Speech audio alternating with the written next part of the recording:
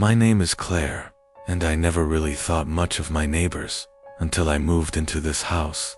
It wasn't anything special, just a simple 2-story home in a quiet suburban neighborhood, the kind of place where the lawns were well kept and the neighbors exchanged friendly waves. The house next to mine was occupied by a young couple, Samantha and Greg. They seemed normal at first. Nothing about them seemed out of the ordinary. They were polite, always greeting me with a smile when we crossed paths. But over time, I began to notice something strange. At night, I could hear faint whispers coming from their side of the house.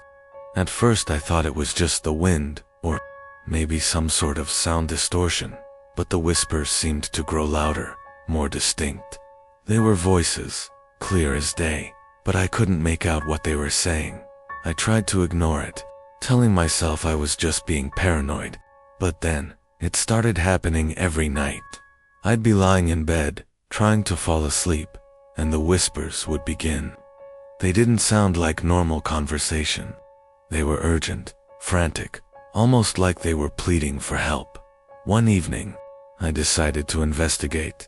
I went outside and walked toward the fence that separated our properties. The whispers were louder now, almost as if they were right next to me. I stood there, listening closely, and to my horror, I realized something chilling. The voices weren't coming from inside the house. They were coming from the backyard. I turned to the fence, my heart pounding. There was a small, overgrown section of their yard, right behind the fence, hidden by thick ivy and bushes. I could barely make out a small door leading into a shed. The whispers came from that shed. I couldn't stop myself. I had to know what was going on. I quietly walked along the fence and moved toward the shed, my breath catching in my throat. The closer I got, the louder the whispers became, and now I could hear one word repeated over and over again: help. With a shaky hand, I grabbed the rusty doorknob and twisted it. The door creaked open, and the faint, musty smell of mildew hit my nose. Inside, there was nothing but old furniture, dusty boxers, and a few cobwebs. But something felt wrong. The air was thick, heavy, like something was watching me. And then, I saw it. In the corner of the shed, there was a small, old wooden chair. It was tied with thick ropes, the kind you'd use to secure heavy loads. And sitting in the chair now, strapped into it, was Greg. His eyes were wide with terror, and his mouth was taped shut. I could see his chest rise and fall with ragged breaths, but he didn't make a sound. His skin was pale, almost ghostly, and his clothes were soaked in sweat. I stumbled backward, my mind racing. What was happening? Why was he here? And why couldn't I hear him scream? Suddenly, I heard footsteps behind me. I spun around to find Samantha standing in the doorway. Her face was blank, emotionless. Her eyes locked onto mine, and her lips curled into a twisted smile. "It's too late," she said in a soft, almost pleasant voice. "You shouldn't have come." Before I could react, she pushed me toward the chair where Greg was sitting. The door slammed shut behind me, and the whispers grew louder, more frantic. They were all around me now, but they weren't the same whispers I'd heard before. These were screams, agonized, desperate screams, and they were coming from Greg. I tried to reach him, to pull him out of the chair, but the ropes tightened around him, as if something was holding him in place. I struggled, but my movements grew slower, heavier, as if the air was thickening with every second. "Help me," Greg finally managed to say, his voice muffled but urgent. "She's not who you think she is." But before I could understand what he meant, Samantha stepped forward, her face twisted into a horrific grin. "You'll see soon enough," she whispered. "We all will." Suddenly, I felt a sharp, burning pain in my chest. It was like someone was ripping into my very soul. I gasped for air, clutching my chest as the room around me spun. The last thing I remember before everything went black was the sound of her voice. "It's too late. You're part of it now." When I woke up, I was back in my bed. It was morning, the sun streaming through the windows. I checked my phone. It was as if nothing had happened. But when I looked outside, I saw something that made my blood run cold. Samantha and Greg's house was empty. The yard was overgrown, the windows boarded up, and the shed was gone. I don't know what happened to them, or if they were ever real, to begin with. But I know one thing for sure. The whispers haven't stopped. And now, they're coming from inside my own house. My name is Daniel, and I never believed in ghosts, at least. Not until I moved into this neighborhood. It was one of those quiet, picture-perfect suburban areas where everyone knows each other, and the lawns are always freshly mowed. I'd just bought a new house, and it was everything I had dreamed of. It was a bit old, but charming, with high ceilings, dark wood floors, and a large backyard. It didn't take long for me to meet my neighbors. Most of them were friendly, offering baked goods or a casual greeting as we passed each other on the street. But there was one house on the block that was different. It was the house next door in number 13, the one with the overgrown garden and the broken mailbox. The house that no one ever seemed to visit.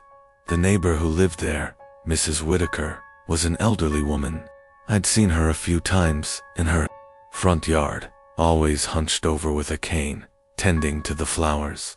She never spoke much, but I figured it was just because she was old. The few conversations we had were brief, but cordial. But things started to get strange not long after I moved in. At first it was small things, soon explained noises in the walls, like something was scraping or moving inside. I figured it was just the house settling, the pipes, or maybe rodents in the attic. But the more time passed, the stranger it became. One evening, as I sat in my living room reading, I heard a loud thump coming from the wall that separated my house from Mrs. Whitaker's. It wasn't the usual creaks and groans of an old house.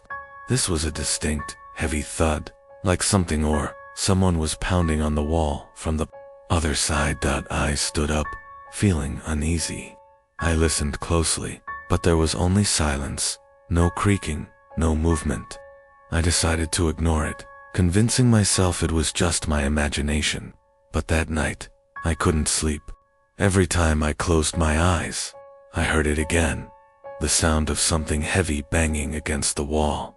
The next day, I decided to go next door and check on Mrs. Whitaker. Maybe she needed help, or perhaps she was hearing the same sounds. I knocked on her door, but there was no answer. I knocked again, louder this time. Still nothing. I tried the door handle, and to my surprise, it was unlocked. I pushed the door open, calling out for her. The house was eerily quiet. As I stepped inside, I felt a chill run down my spine. The air was thick, and it smelled musty, like something had been left unattended for too long. I called her name again, but still, there was no response. As I walked through the living room, I saw her sitting in a chair by the window, staring out into the yard. Her eyes were wide, unblinking, and she didn't even seem to notice I was there. "Mrs. Whitaker," I said softly, approaching her. She didn't move. I reached out to touch her shoulder, and the moment my fingers made contact, she jerked her head around to face me. Her eyes were wide with fear, and her lips trembled as she whispered, "It's coming. It's in the walls. It's coming for us." Before I could respond, she stood up, knocking the chair over in the process. She looked frantic, like she was trying to escape something, but there was nowhere to go. "Stay away from the wall," she muttered, her voice shaking. "It's behind the wall." I tried to calm her down, but she suddenly ran toward the door, practically stumbling over her feet. I followed her outside, but she didn't stop. She kept muttering about the wall and the thing that was hiding in it. Before I could reach her, she collapsed in the yard, and I was forced to call for an ambulance. That night, I stayed awake, my eyes fixed on the wall that separated our two houses. I kept hearing the scratching noises again, but this time, they were different. They were closer, louder, almost like something was trying to break through. I finally couldn't take it anymore. I grabbed a hammer and started pounding at the wall. The noises grew louder with each hit, and just as I was about to break through, something happened. The wall shifted, and I heard a voice, low, guttural, and muffled from the other side. Get out now." I dropped the hammer, my hands shaking. I ran out of the house, slamming the door behind me. The next day I found out that Mrs. Whitaker had been taken to a care facility. They said she had been hearing things for years, but I wasn't so sure. I never went near that wall again, but every time I hear a creak or a scratch, I remember her words. I'm not sure what was behind that wall, but I know one thing for sure: it's still there, waiting. And one day, it's going to come out. My name is Sarah. I had been looking for a place of my own for months. My search led me to a modest, quiet neighborhood just on the outskirts of town. It wasn't the most glamorous spot, but it felt like home the moment I stepped foot in it. The kind of place where everyone knew each other's names, and kids played outside without fear. The house next to mine, however, always felt ... off. It was the oldest house on the block. The windows were small, the yard overgrown, and the paint was peeling. But what made it eerie wasn't its condition, it was the man who lived there. His name was Frank, and I had met him once when I moved in. He was friendly enough, but something in his eyes never seemed quite right. At first, I didn't think much of it. I was too busy unpacking and settling in. But soon, little things started to happen. I'd come home from work to find my mailbox slightly ajar, or hear strange noises at night, footsteps, scraping sounds, like someone was moving around outside. I thought it was just my imagination, or maybe the wind. But it wasn't. One evening, as I was sitting on my porch, I noticed Frank standing in his window, staring out into the street. His expression was blank, his face barely visible through the dirty glass. I waved to him, but he didn't respond. I thought it was strange, but then I brushed it off as another one of his quirks. The next few nights, I started to notice something disturbing. Every time I looked out of my own window, Frank was there, standing in the same spot, staring at my house. It wasn't just coincidence, it was too consistent. It was as if he was watching me, always just standing there in the dark. I tried to ignore it, telling myself I was being paranoid, but the unease grew. One night, unable to sleep, I decided to take a walk around the block. When I passed Frank's house, I noticed the lights were all off. Everything was quiet. That's when I saw it. Through a crack in the curtains, I could make out a figure. Frank. But something was wrong. His face was pressed against the glass, his eyes wide and unblinking. He was still, eerily still, like he was waiting for something. I froze in my tracks. The chill in the air made my skin crawl. I wanted to turn and run, but I couldn't tear my eyes away from the window. Something about the way he was standing, his posture, his eyes felt wrong, unnatural. That night, I couldn't sleep at all. Every time I closed my eyes, I could feel the weight of his gaze on me. I felt as if he was there, just outside my window, waiting for me to move, to make a sound. The next day, I decided to confront him. I walked over to his house and knocked on the door. No answer. I knocked again, louder this time. Still nothing. I was about to leave when I noticed the door was slightly ajar. I pushed it open. The house was dark, silent, and still. The air inside smelled stale, like no one had been there in years. But there were signs of life, scraps of food on the table, dirty dishes in the sink. I called out for Frank, but there was no response. I wandered deeper into the house, the floorboards creaking under my weight. The hallway was narrow, and the walls were covered in old photographs. I noticed something strange about them. Every single one of them was a picture of Frank standing in the exact same spot, staring out the window. That's when I heard it. A soft shuffle behind me. I spun around, but there was no one there. only the faint sound of breathing, slow and heavy, coming from the other room. I didn't wait to investigate. I bolted from the house, slamming the door behind me. I could hear him, though, his footsteps echoing in the hallway, following me, getting closer. I haven't seen Frank since that night. The house is still there, dark and abandoned, but I know he's watching me. I can feel his eyes on me even when I'm inside my own home. Sometimes, I'll glance out the window, and I'll see him just for a moment, standing there, staring at me from the darkness. And I know now, Frank is never far away. My name is Jack, and moving to a quiet suburban neighborhood was supposed to be the fresh start I needed. After a bitter divorce and years of city noise, the thought of a peaceful street with friendly neighbors was a relief. When I first saw the house, it seemed perfect, nestled between two other homes, with a small garden and a long driveway. It looked like the kind of place you could easily settle into. The first few weeks were uneventful. I met most of the neighbors. They were kind, welcoming, but there was one house that stood out, and that was the one right next to mine. It belonged to a man named Alan, a person I rarely saw. In fact, I never saw him at all. The lights in his house were always off, and his front door remained closed at all hours. I occasionally heard muffled sounds from within, but it was as if the house was frozen in time. At first I didn't think much of it. Maybe he was a night owl, or someone who worked late. But after a while, I grew more and more curious. I didn't want to be rude, but I started paying closer attention. His car was never in the driveway, yet there was always a faint light flickering behind the curtains at night.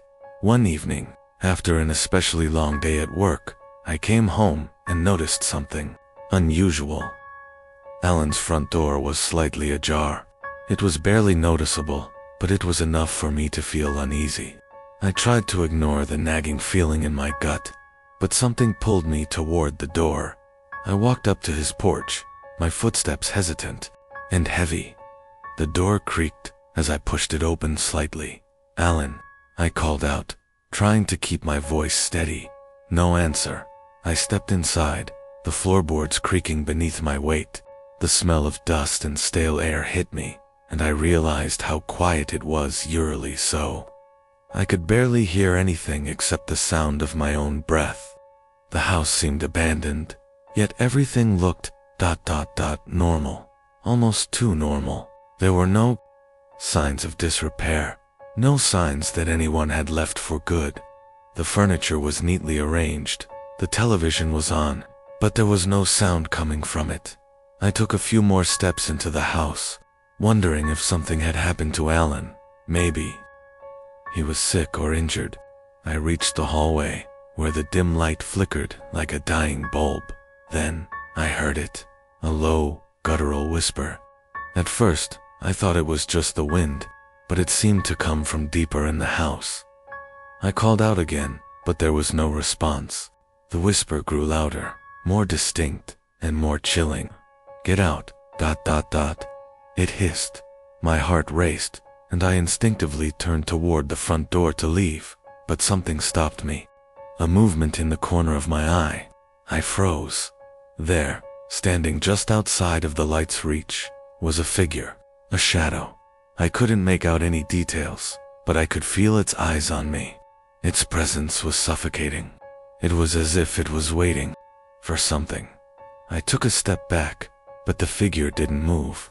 It just stood there, and the whisper came again, this time louder, more forceful. "Get out, .. now." I bolted from the house, slamming the door behind me. I ran to my car, my hands shaking as I fumbled with the keys. My heart was racing, and I didn't stop until I was miles away. After that night, I never saw Alan again. The house remained empty, and the door stayed closed, just like it had been before. But I couldn't shake the feeling that something had been watching me from that house. Every time I drove past it, I'd glance over, expecting to see the shadow, standing in the window. But there was never anything there. But the whispers, they never stopped. Some nights, when the wind is still and the house is quiet. I hear it. Faintly at first, like it's coming from far away, but then louder and closer. Get out, ... And now, every time I look at my own front door, I wonder, what was Alan hiding?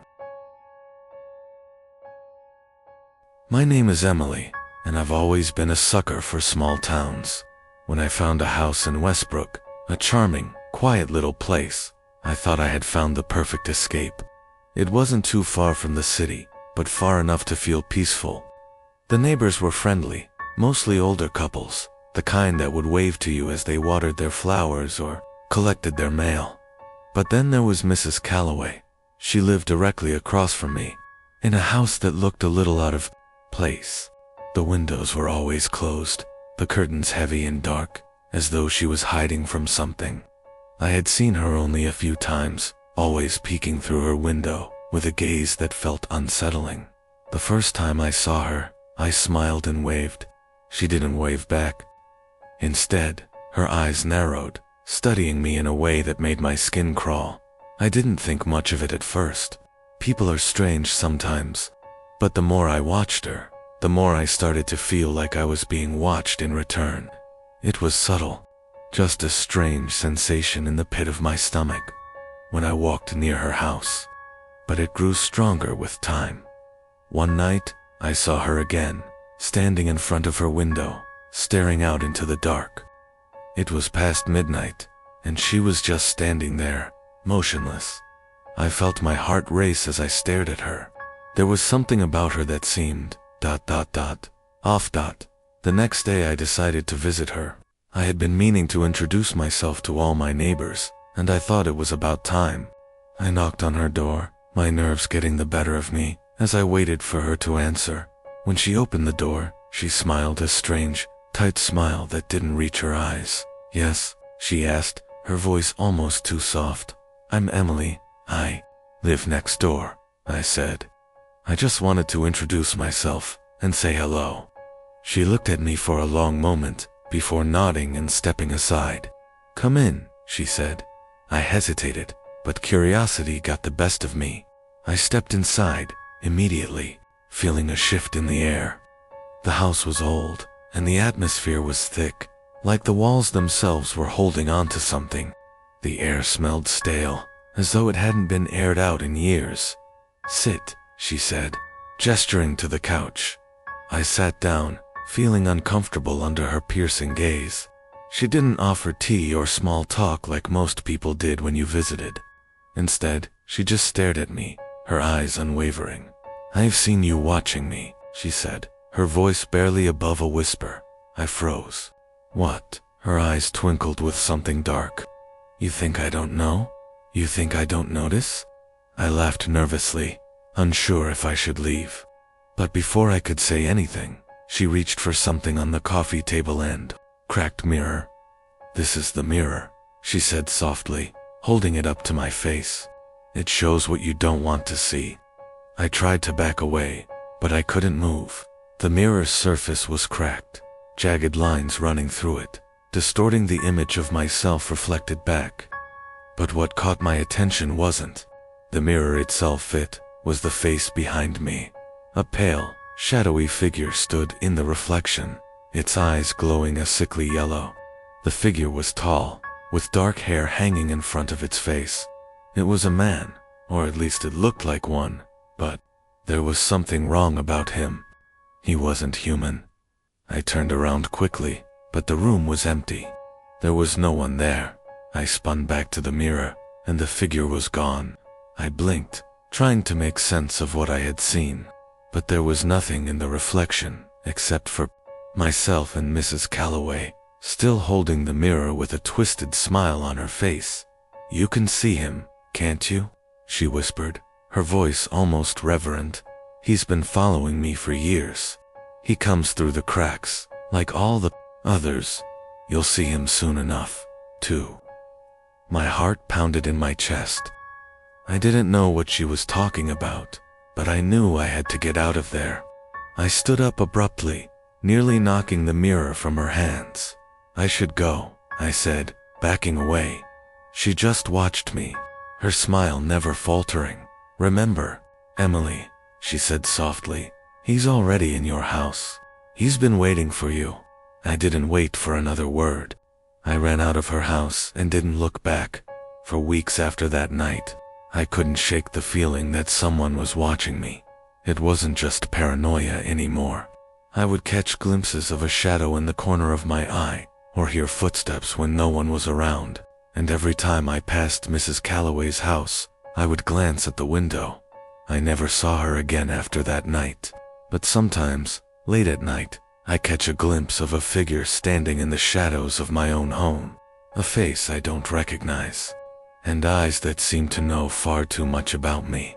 And the worst part, the mirror is cracked, just like she said, and I'm starting to see him too.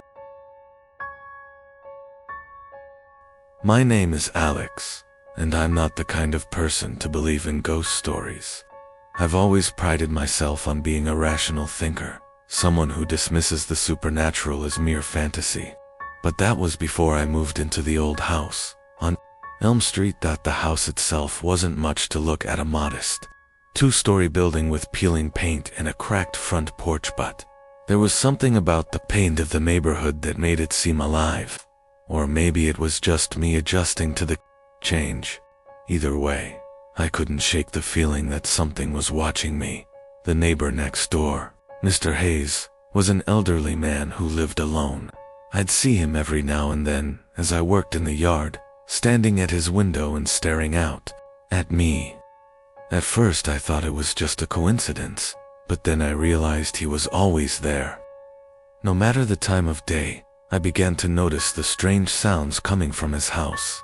Late at night, I'd hear faint whispers, soft, unintelligible voices that drifted through the walls. I thought it was the wind, or perhaps the old pipes creaking, but there was something unnerving about it. The whispers sounded like they were calling my name.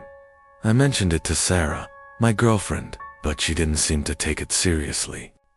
She chalked it up to the house settling, or maybe my overactive imagination. But I couldn't shake the feeling that something wasn't right. One evening, after dinner, I decided to visit Mr. Hayes. I had been meaning to introduce myself properly, and maybe talking to him would put my mind at ease. I knocked on his door, and after a moment, he slowly answered. His wrinkled face was framed by the door, and his tired eyes seemed to study me before he spoke. "Ah, Alex, isn't it? Please, come in." I hesitated for a moment, but then stepped inside. The house was dark, the air thick with dust, and an odd smell I couldn't quite place. It was oddly quiet, and I couldn't help but notice how cold it felt. Even though the temperature outside was warm, Mr. Hayes led me to the living room, where an old rocking chair creaked by the fireplace. He sat in the chair, motioning for me to sit across from him. As we talked about the neighborhood and the weather, I noticed something strange. His eyes kept darting around the room, as if he were listening for something, and every now and then, I could hear the softest of whispers, just out of my hearing range. "Do you hear that?" I asked, trying to sound casual. Mr. Hayes stiffened, his face going pale. "What do you mean, the whispers?"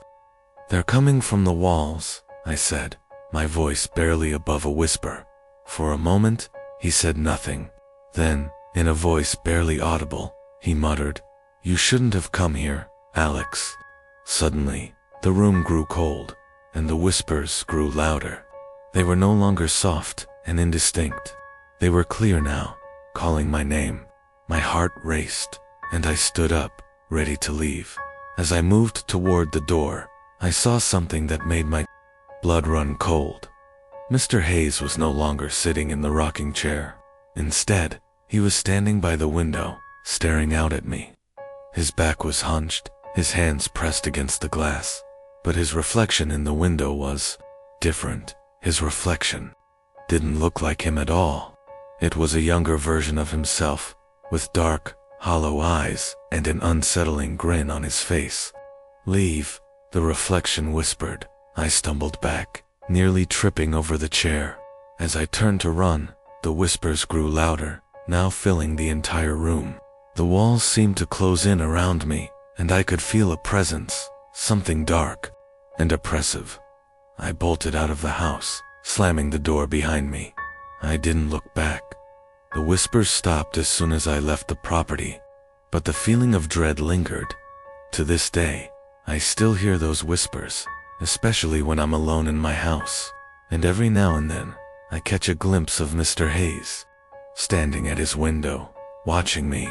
But it's never really him, it's something else. Something far worse. My name is Chris, and I had always believed in the simplicity of suburban life. When I bought my house on Pine Avenue, I thought I was escaping the noise and chaos of the city. The house was modest, with a neatly trimmed lawn and a quiet, peaceful atmosphere. But the peace didn't last long at first. I didn't notice anything unusual about my neighbors. They were all older, mostly retired, and kept to themselves. But there was one house, the one next to mine, that seemed different. It was always dark. No lights, no sounds, just silence. I didn't think much of it at first, just assumed it was one of those houses that people didn't use much. But then, I began to notice something strange. Every time I would go out into my yard, I felt like someone was watching me. I would look around, but no one was ever there. At night, when I lay in bed, I couldn't shake the feeling that my eyes were being drawn toward the house next door. The blinds were always closed, but I couldn't escape the nagging thought that someone was staring back at me through the darkness. One evening, I decided to take a walk around the neighborhood. As I passed the house next door, I saw a figure standing at the window. It was a man, or at least I assumed it was. He was tall and thin, dressed in a dark coat. He was staring at me, unmoving. His face was hidden in the shadows, but his eyes were glowing, almost unnatural in their intensity. I quickly turned away, brushing it off as just a trick of the light. But that night, as I lay in bed, I heard something footsteps, slow, deliberate, coming from next door. I thought I was imagining things, but the sound was unmistakable. It sounded like someone walking back and forth, pacing. The next morning, I decided to confront the neighbor. I went next door and knocked on the door, but there was no answer. I knocked again, louder this time, and still nothing. Feeling uneasy, I peered through the crack in the door. The inside of the house was completely dark, and I couldn't see anything. That evening, I noticed something different. The blinds were open just a crack, just enough for me to see the faint outline of a figure standing inside, staring out. My heart raced as I looked closer.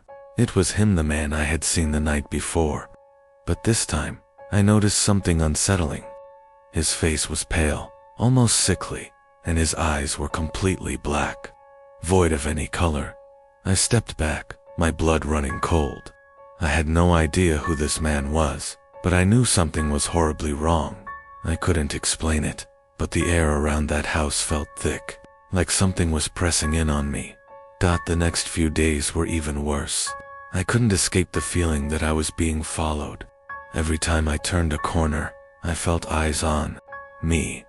I'd glance over my shoulder, and there he was standing in his window, watching me. His expression never changed, always the same cold, emotionless stare. I tried to ignore it, but I couldn't.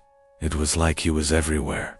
The whispering at night, the footsteps, the cold drafts that seemed to come from nowhere. It was all too much. One night I decided I couldn't take it anymore. I was going to find out what was going on in that house. I waited until the middle of the night, when everything was silent. I grabbed a flashlight and approached the house, my heart pounding in my chest. The door creaked as I pushed it open, the smell of decay and rot immediately hitting my nostrils. The house was cold, too cold, like it hadn't been lived in for years. I moved through the dark hallways, the beam of my flashlight casting eerie shadows on the walls. When I reached the living room, I froze. The man was standing there, in the center of the room. But this time, he wasn't just staring at me. Was standing perfectly still, his eyes glowing brighter than ever. almost as if they were drawing me in. I opened my mouth to speak, but no sound came out. I couldn't move, couldn't look away, and then, with a voice that sounded more like a growl than words, he whispered, "I've been waiting for you." That was the last thing I remember before everything went dark. When I woke up, I was outside, lying on the ground in front of my house. I don't know how I got there, or how much time had passed, but I knew one thing for sure: my neighbor, the watcher, was still there. To this day, I can't escape the feeling that he's always watching me, and every time I close my eyes at night, I swear I can hear his footsteps echoing through the darkness. My name is Emily, and I've always loved the idea of living in a quiet, peaceful neighborhood. When we moved into our new home on Crestwood Lane, I felt like I was finally in the perfect place to start fresh. The house was a beautiful two-story, with a white picket fence and a small garden where I could plant flowers. Everything felt like a dream, till I met my next-door neighbor, Mr. Jensen. At first glance, Mr. Jensen seemed like an ordinary man in his late 60s. He had a small, unkempt yard with a few flower beds, and he often sat on his porch, reading newspapers or enjoying the fresh air. He'd wave whenever I passed by, and we exchanged pleasantries whenever we saw each other. But something about him felt ... off.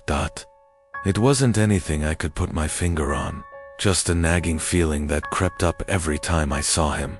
His eyes were always too intense, like he was watching me too closely. Sometimes, he would stand there, staring, without saying a word, until I awkwardly waved and went on my way. I tried to brush it off, thinking I was just being paranoid. But then things started to get weird. It started with the windows. Every time I passed by his house, I would notice that the curtains in the windows were always drawn, except for one. The one window, right above the front door, was always wide open. I had never seen anyone go in or out of the house, and yet that window was always open, no matter the weather. One evening, as I was returning home from the store, I saw Mr. Jensen standing at the open window, staring at me. His face was expressionless, but his eyes were so intense that it made my skin crawl. I waved, and he slowly nodded in response. But this time, something was different. His posture had shifted. He no longer looked like the old man I had gotten used to seeing. His back was straight, unnaturally rigid, and his hands were curled into tight fists by his sides. That night, I heard strange sounds coming from the direction of Mr. Jensen's house, scraping noises, as if someone was dragging something heavy across the floor. The noises didn't stop, and I lay awake in bed, my mind racing with unanswered questions. I wanted to go over there to see what was happening, but a strange feeling told me I should stay away. The next morning, as I was walking out to the mailbox, I saw Mr. Jensen standing by the fence, watching me. This time, he was holding something in his hands, a small, weathered photograph. "Do you know who this is?" he asked, his voice barely above a whisper. I leaned in to look, and my heart skipped a beat. The photo was of me taken through the window of my own home. How? How did you get this?" I stammered, my voice trembling. He smiled, but it wasn't a friendly smile. "I've been keeping an eye on you, Emily. You've been watching me, and now I'm watching you." I backed away slowly, my heart pounding in my chest. The smile never left his face, and his eyes gleamed with something dark, something predatory. That evening, I couldn't shake the feeling that I was being followed. I would glance over my shoulder and see nothing, but the sensation remained, like someone was just behind me, always watching. I decided to confront Mr. Jensen. I had to know what was going on. I walked over to his house and knocked on the door. No answer. I knocked again, louder this time. Still no answer. Just as I was about to leave, I heard something, footsteps, coming from inside the house. Slowly, the door creaked open, and Mr. Jensen's face appeared in the doorway. But this time, It wasn't Mr. Jensen. His face had changed. His skin was pale, almost translucent, and his eyes were completely black, void of any emotion. His smile was stretched too wide, too unnatural.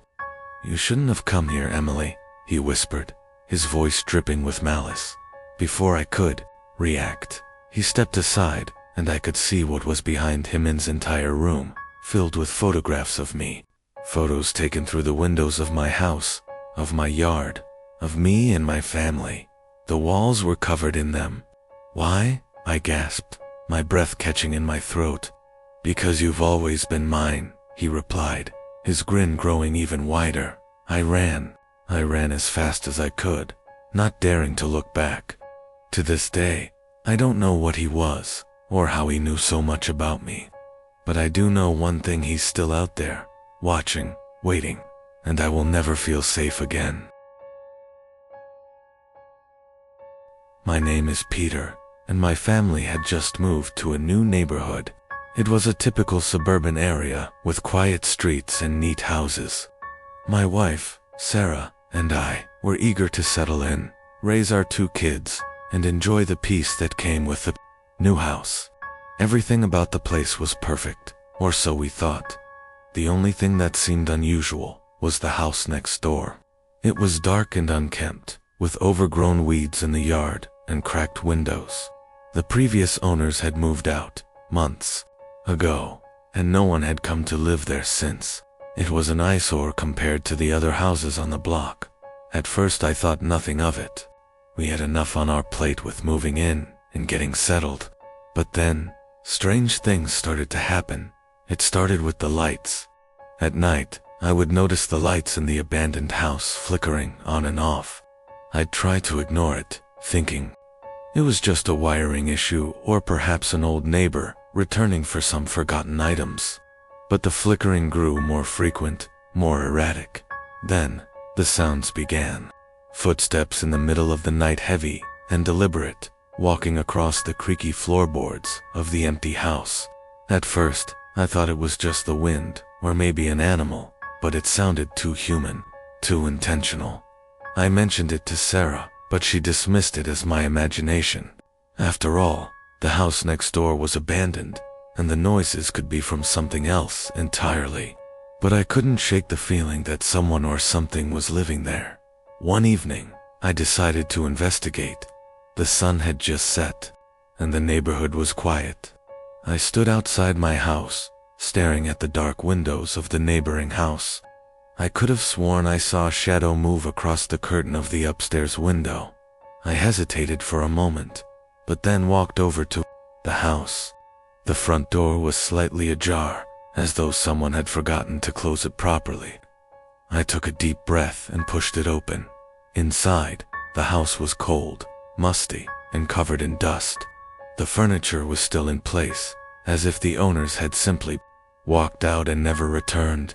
But the strangest part was the silence. There was no sound, no creaks of settling wood, no hum of an old refrigerator. It was unnervingly still. I moved through the rooms, the floorboards creaking under my weight. As I reached the staircase, I heard it again, the footsteps, louder this time, coming from upstairs. My heart raced. I called out, "Hello? Is anyone there?" But the footsteps stopped. The silence that followed was thick, suffocating. I took a step toward the stairs, but before I could move any further, the front door slammed shut behind me, locking me inside. I tried to pull the door open, but it wouldn't budge. Panic set in as I realized I was trapped. Then, from the shadows at the top of the stairs, a figure appeared. It was a man, but his face was obscured by shadows. His posture was stiff, almost unnatural, and his arms hung limply by his sides. His eyes were wide, and his mouth was stretched into a twisted grin. "Welcome home," he whispered, his voice raspy and cold. I tried to run, but my feet felt like they were glued to the floor. The man's grin grew wider, and I could feel his gaze piercing through me, as though he were seeing into my very soul. Just as he took a step forward, the door to the house burst open, and I found myself back outside. I was gasping for breath, heart pounding, sweat dripping down my face. I turned to look at the house, but it was dark and silent once more. The front door was closed, and everything seemed normal again. But I knew what I had seen. The house next door was never empty. It had been waiting for me. My name is Rachel, and I've always been the type to keep to myself. When my husband, Mike, and I bought our new house, I was excited to start fresh in a quiet suburban neighborhood. The house was beautiful and old Victorian, with big windows, a wraparound porch, and a garden that had potential. But there was one thing I hadn't anticipated. Our neighbor, Mrs. Green, lived next door. She was a frail woman, always wearing old-fashioned dresses and a brooch that looked like something from the 1940s. Her house was well kept, but there was something about it that seemed off. The windows were always closed, no matter the weather, and she rarely left her house. At first I didn't think much of it. Every neighborhood has its peculiar resident, right? But it wasn't long before I noticed her watching us. It started with glances through the window. I'd catch her standing by the curtains, her eyes locked on our front door. At first, I thought it was just a coincidence. But the more I noticed, the more unsettling it became. One afternoon, I was in the backyard watering the plants when I felt the hairs on the back of my neck stand up. I turned around and saw Mrs. Green standing at the edge of her yard, staring at me. Her eyes were wide, her expression unreadable. She didn't wave or speak. She just stood there, watching. I felt an uneasy chill run through me, but I shrugged it off. Maybe she was just lonely. The next day I went out to grab the mail. As I stepped onto the porch, I noticed something strange. A small, neatly wrapped package had been left on our doorstep. It was addressed to us, but there was no return address. I hesitated, but curiosity got the best of me. I opened the package, and inside was a porcelain doll. It was old, with glass eyes that seemed to follow me, no matter where I moved. The note attached simply read, "Keep her close." My heart pounded in my chest as I looked over at Mrs. Green's house. Through the window, I could see her standing there, watching me again. I didn't know what to do. My instinct was to take the doll inside and burn it, but I couldn't bring myself to touch it. Something about it felt wrong. Over the next few weeks, things escalated. I started finding more strange gifts on our doorstep: an antique key, a torn piece of lace, an old photograph of a man I didn't recognize. Every time I looked outside, I'd see Mrs. Green standing by her window. Watching it wasn't long before I began to feel like I was losing my mind. I started having nightmares of Mrs. Green standing at the foot of my bed, her cold eyes staring into mine. In the dreams, she would always whisper, "You're mine now." One night, after another restless sleep, I decided to confront her. I marched over to her house, my heart pounding in my chest. When I knocked on the door, there was no answer, but I could hear someone moving inside. I tried the handle. It was unlocked. Inside, the house was dark and musty, the air thick with the smell of old wood. As I moved deeper into the house, I saw the walls were covered in photographs of me and Mike, our house, our backyard. But the strangest part was the way the photographs were arranged. Each one had a red X drawn over it. I turned a corner and found Mrs. Green standing in the hallway. Her eyes were wide, her lips twisted into a grin that sent a wave of nausea through me.